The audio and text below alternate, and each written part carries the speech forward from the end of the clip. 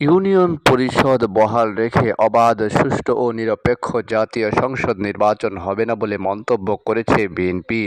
দলটি ফ্যাসিস্ট হাসিনা সরকারের আমলে গঠিত ইউনিয়ন পরিষদ বাতিল করার আহ্বান জানিয়েছে। বলছে, প্রহসনের মাধ্যমে ইউনিয়ন পরিষদ গঠন করে পতিত সরকারের হাতিয়ার হিসাবে ব্যবহার করা হয়েছে।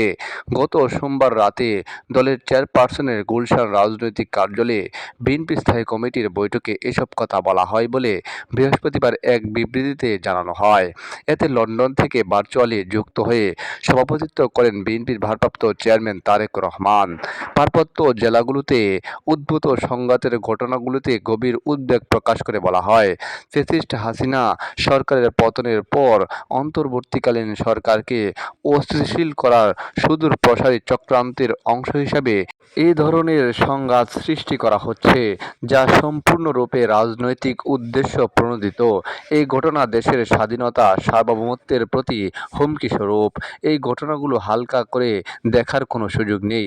পার্বত্য জেলাগুলোতে শান্তি স্থাপনের জন্য দেশের গুরুত্বপূর্ণ রাজনৈতিক দল, পার্বত্য জেলার সংশ্লিষ্ট নেতৃবৃন্দ ও সংশ্লিষ্ট অংশীদারদের একটি জাতীয় কনভেনশন আহ্বান করা জরুরি।